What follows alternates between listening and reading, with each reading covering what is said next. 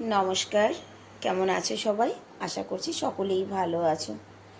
অপুর সংসারে নতুন একটি ভিডিওতে সবাইকে স্বাগত জানাই। শনিবার, এখন সকাল 10:30।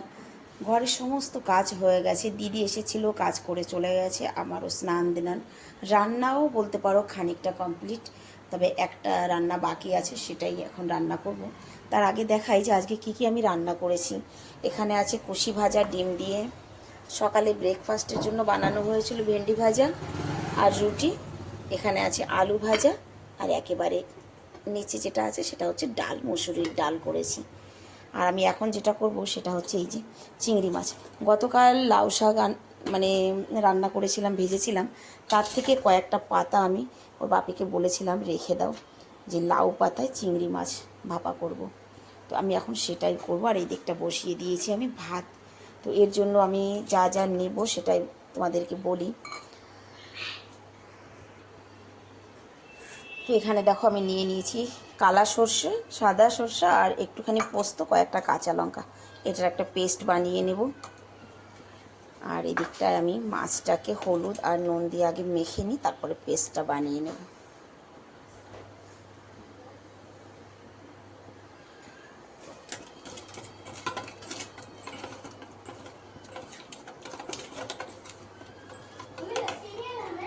लस्सी था, बापी ने पी लिया एक।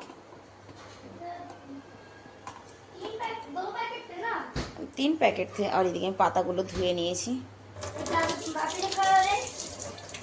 তুমি এখন কি করবে বলো?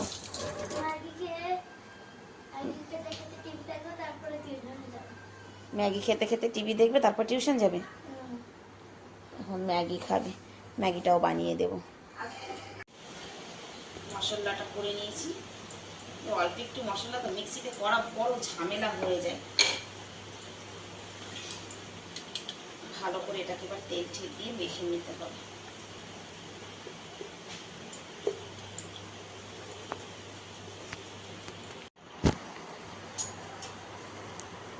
সুন্দর করে বিছিয়ে দিয়ে খাবে তো আজকে চিংড়ি মাছ ভাপা? না, আমার ছেলেরা কিছুই খাবে না, ওদের যাই বলবে মা। ওই জন্যই দুটো করছি, দুটো পাতুরি করছি, একটা আমার একটা তো বাকি।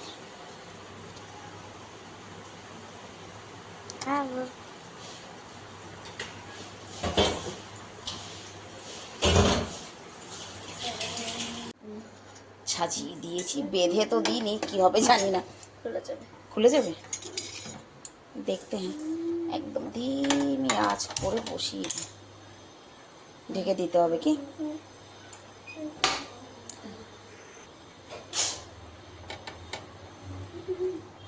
ব্যাস হয়ে গেছে? তোমার ম্যাগি হয়ে গেছে? বাবা, আমার ছেলে একা একা ম্যাগি বানিয়ে নিয়েছে। হ্যাঁ চাইয়ে वो मुझे। দেখেছি রান্নাও হয়ে গেছে। ছোট ছেলে যাবে টিউশনে, ফিরতে ফিরতে সে 2টা 2:30 বাজে। তুই খাবি? অনু খাবি? हाँ हाँ,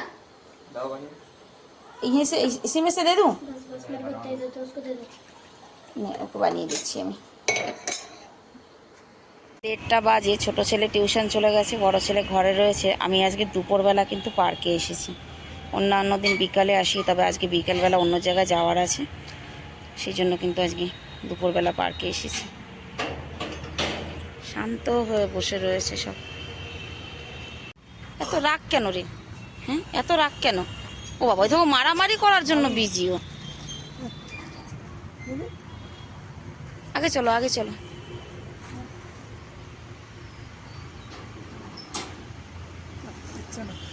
হুম,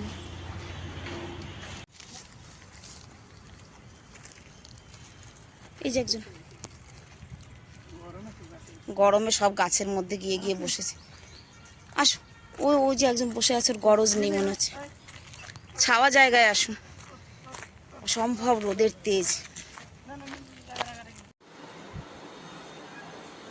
এখন বাজে বিকেল 5টা। খেয়ে ঘরে এসে খেয়ে দিয়ে একটু আরাম করেছি। এই যে এসে চা বসিয়েছি।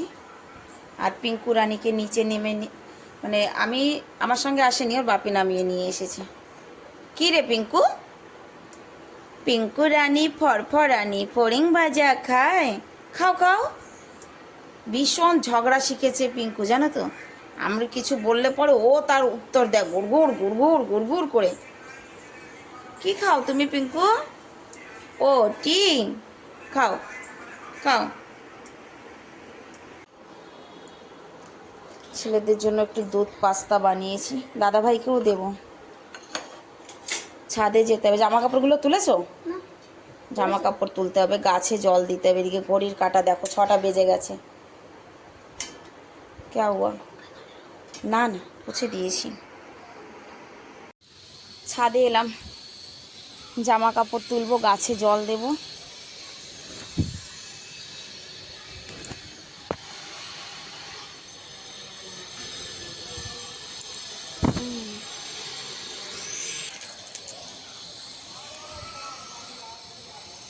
আজকে ওর বাপিকে টিফিনটা দিয়ে দিইনি, আমরা এখন টিফিন ওনারটা নিয়ে তারপরে যাব। ওনার জন্য রুটি ছুটি করে রেখে এসেছি।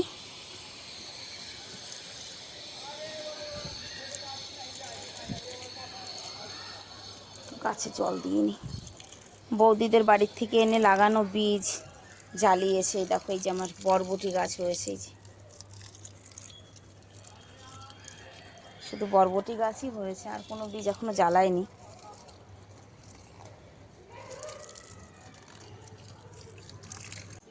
7:15 বাজে, রেডি হয়েছি, এখন আমরা বেরোবো।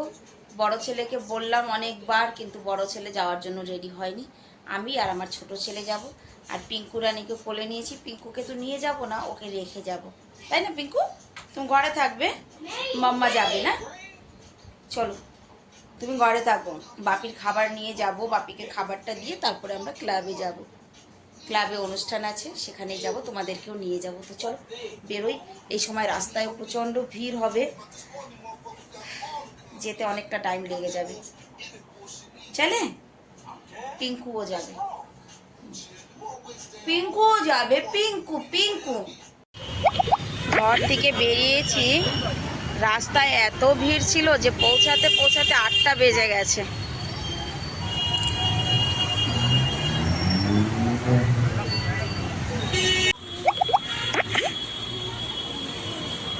বাবা, নেমে কতটা হেঁটে এলাম। প্রোগ্রাম বোধহয় আধা হয়ে গেছে, জানিস তো। না, কোনো টিকিট লাগবে না।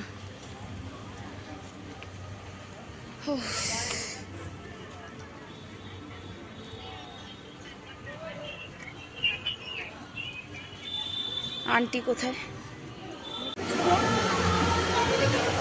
कुछ भी नहीं, फ्री है।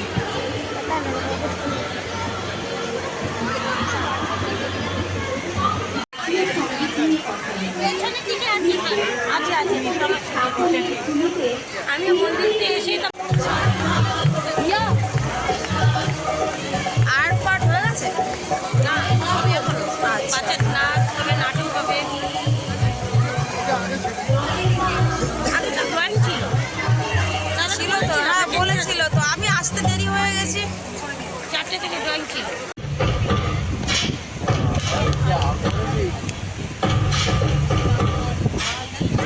পণ্ডিত মশাই, এই যে পাত্র, সারা রাত ঘুম না হলে বাচ্চারা নাটক করছে। এক্ষুনি আপনার মনোরঞ্জনের ব্যবস্থা করছি। এই, কে কোথায় আছিস? রাজনর্তকীকে খবর দে। হ্যাঁ, একটা ভক্তিমূলক কিছু দেখলে মহারাজের। ছোট ছোট বাচ্চারা এখানে নাটক করছিল এবং একটি নৃত্য পরিবেশন করেছে, যেখানে ভয়েসটা মিউট করে দিতে হয়েছে, তার কারণ এখানে মিউজিকে কপিরাইট লেগে যাবে তাই। তবে একটি বাচ্চা মেয়ে খুব সুন্দর একটি নৃত্য করেছে। তারপরে মানে পরবর্তী অনুষ্ঠানেই কিন্তু বয়স্ক সব মহিলারা, যারা আমার মানে 40+, 50+ এজের, শুধু দেখার এটাই আছে যে বয়স কোনো বাঁধন মানে না, যদি মনের শক্তি প্রবল থাকে। একদম বাস্তবিক কথা। দেখো কি সুন্দর নৃত্য পরিবেশন করেছে এরা রবীন্দ্রসঙ্গীতে, খুবই সুন্দর, খুবই ভালো লেগেছে। আমার তো ভীষণ ভালো লেগেছে। মানে মাঝে মাঝে এইরকম এক একটা অনুষ্ঠানে যদি যাওয়া হয়, সত্যি মনের অনেকটা পরিবর্তন হয়, ভীষণ ভালো লাগে। আর আজকের প্রোগ্রামটা আমি শুরু থেকে জয়েন করতে পারিনি, কারণ বাড়ি থেকে আসতে আসতে অনেকটা দেরি হয়ে গেছে। তবে যতটুকু পেয়েছি ততটুকু ভীষণ ভালো লেগেছে। তোমাদের কেমন লাগলো অবশ্যই কমেন্ট করে জানাবে। যে আজকের এই রবীন্দ্র জয়ন্তীর অনুষ্ঠানের যে প্রোগ্রাম তোমাদের সামনে তুলে ধরেছি, তোমাদের কেমন লাগলো।